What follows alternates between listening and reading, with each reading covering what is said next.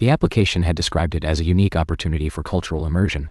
What they hadn't mentioned was that the immersion would involve being the only human on a space station with 8,000 Veth'rani, living under the constant observation of a researcher who treated him like a particularly fascinating insect.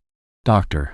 Oliver Kent had been on Station Valoth for 6 weeks, and he was starting to wonder if fascinating insect was actually an upgrade from his previous status as invisible graduate student. Subject is consuming nutrients through oral cavity, researcher Tal'itha dictated into her recording device, watching him eat breakfast. The process appears inefficient compared to Veth'rani absorption methods. Subject produces sounds while eating that may indicate pleasure or distress, further observation required. It's called chewing, Oliver said.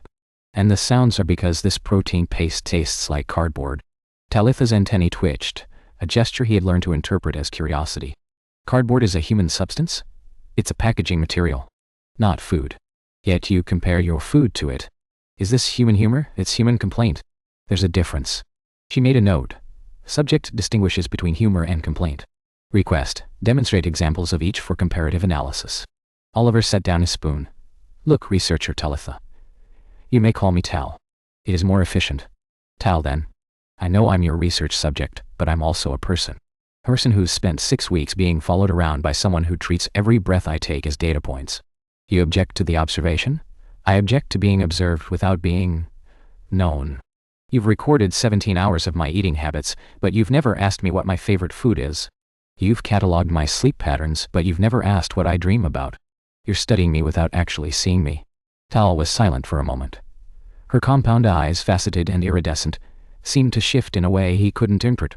This is a valid criticism, she said finally.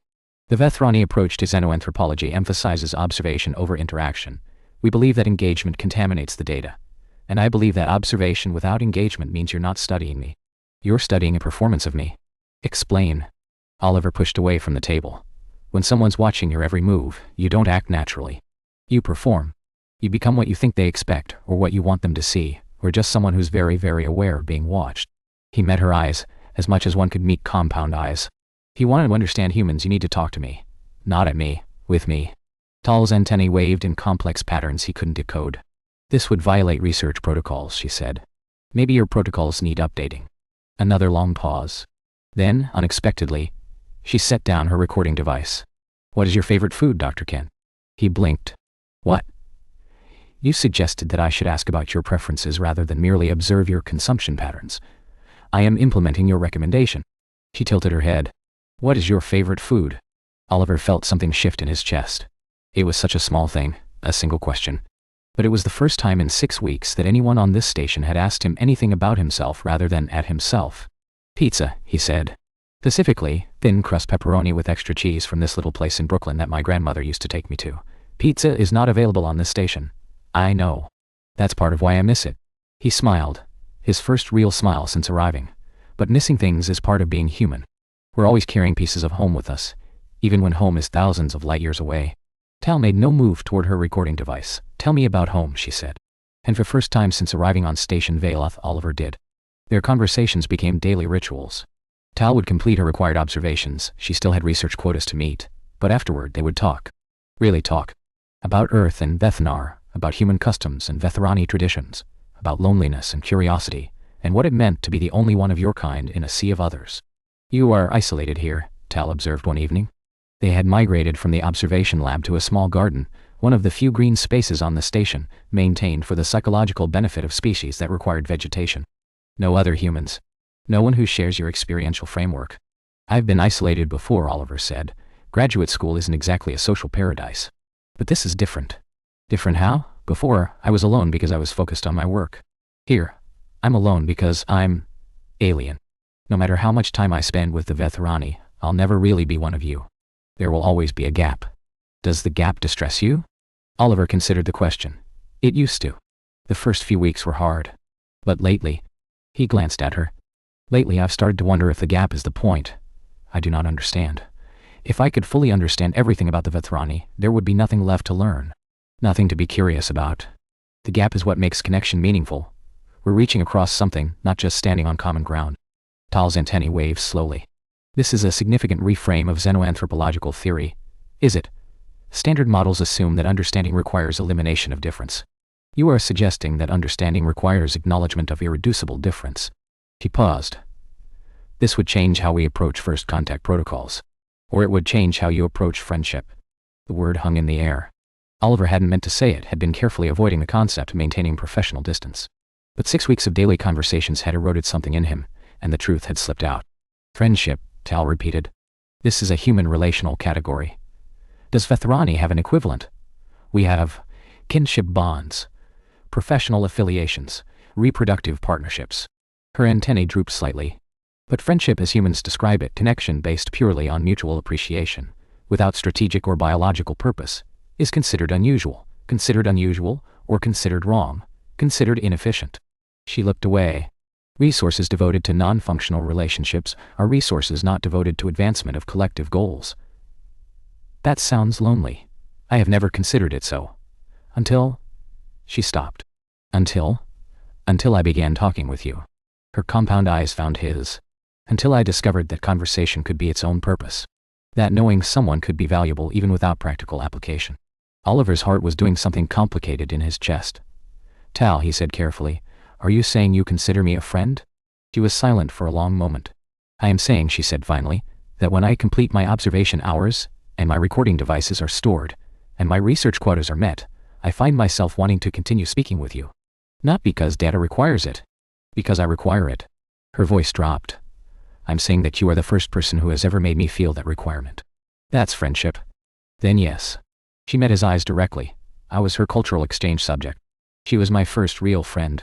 That is what I would say if I were human. Oliver smiled. You don't have to be human to say it.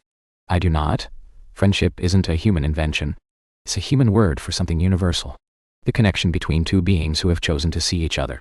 He extended his hand, palm up, an offering. I'm your friend, Tal. If you want me to be. She studied his hand. The Veth'rani did not shake hands, their appendages were not structured for it. But she reached out anyway, her clawed fingers resting carefully on his palm. I want you to be, she said. And something shifted between them, a bridge built across the gap that Oliver had spoken of, not eliminating the difference but spanning it. They stayed in the garden until the artificial night cycle dimmed the lights, talking about nothing and everything. Being strange to each other, and finding that strangeness was not an obstacle, but an invitation. The problem started when Tal's supervisor reviewed her research logs. Your data collection has become irregular, Overseer Veth'rani pronounced, her compound eyes gleaming with disapproval. Your analysis has shifted from objective observation to interpretive narrative, and your interaction metrics with the human subject exceed appropriate parameters by 400%. Tal stood at attention, her posture rigid. I have adapted my methodology based on insights gained during the study. Insights? You have developed emotional contamination. Your objectivity is compromised. My understanding is enhanced. The human cannot be adequately studied through observation alone. Engagement. Engagement is not your function, researcher. Veth'rani circled her slowly. You were assigned to document human behavior patterns for the collective's xenoanthropological archive. Instead, you have formed an inappropriate attachment to your subject. The attachment is not inappropriate. It is productive.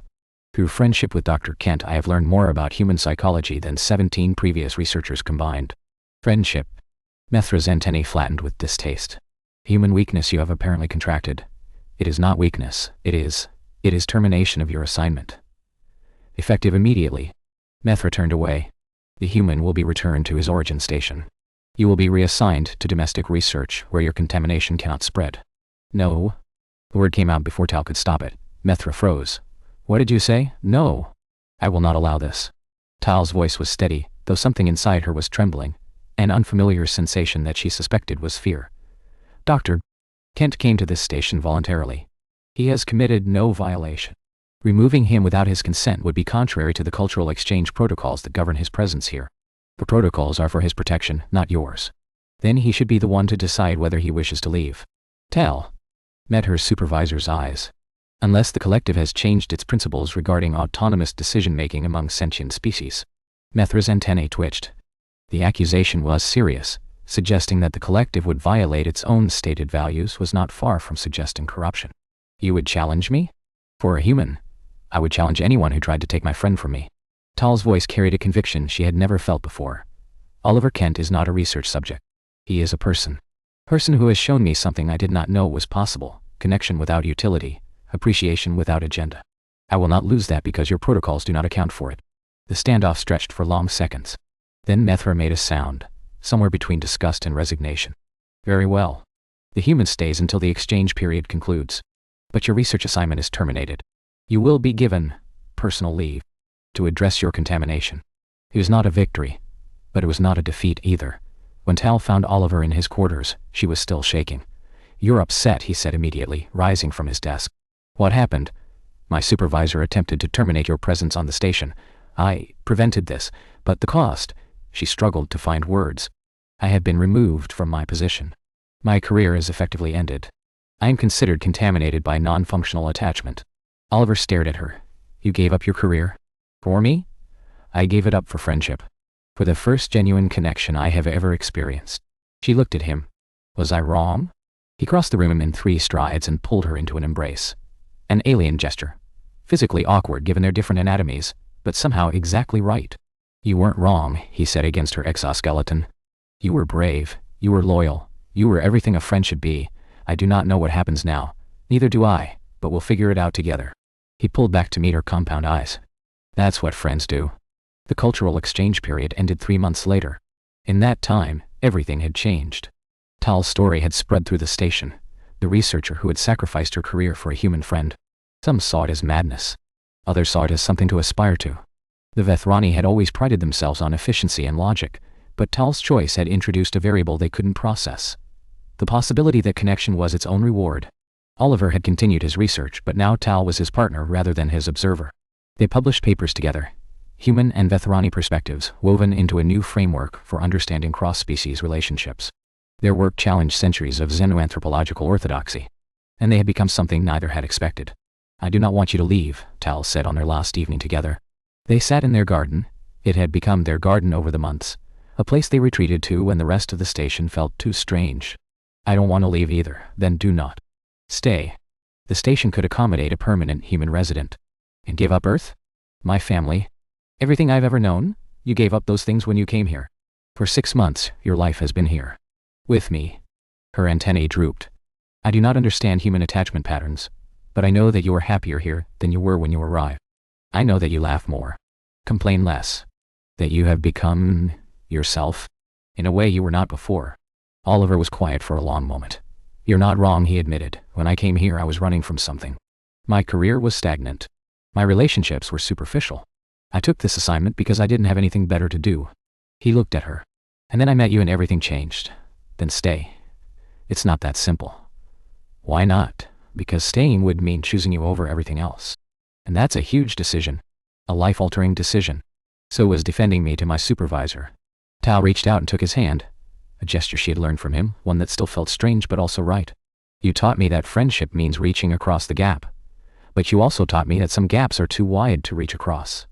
If you return to Earth, the gap between us will become that kind. I know. So choose. Choose the life you want. Choose the person you want to be. Oliver looked at their joined hands. Human and Veth'rani, impossibly different, impossibly connected. I came here as a cultural exchange subject, he said slowly. You were supposed to observe me. Document me, turn me into data for your archives. He smiled. Instead, you became my first real friend. The first person who ever made me feel like myself. And now I think I'd like to stay. Not forever. I should visit Earth eventually. See my family. Handle my affairs. But for the foreseeable future. He squeezed her hand. I'd like to keep talking with you in this garden. Keep learning from each other. Keep being strange together. Tal's antennae lifted. He will stay. I'll stay. She made a sound, not quite human, but somehow recognizable as joy. I do not know how to express what I am feeling, she said. There are no Veth'rani words for it. Then use human ones. I am happy. I am grateful. I am, she searched for the right word. I am home. For the first time in my life, I am home. Oliver smiled and pulled her into another embrace. Still awkward, still strange, still perfect. That's funny, he said. I was just thinking the same thing. They stayed in the garden until the artificial dawn cycled on, 2 beings from different worlds who had found in each other something neither had expected. Friend. A home. A connection that proved, once and for all, that the gap between species was not something to be feared or eliminated. It was something to be bridged. Together. And that was exactly what they intended to do.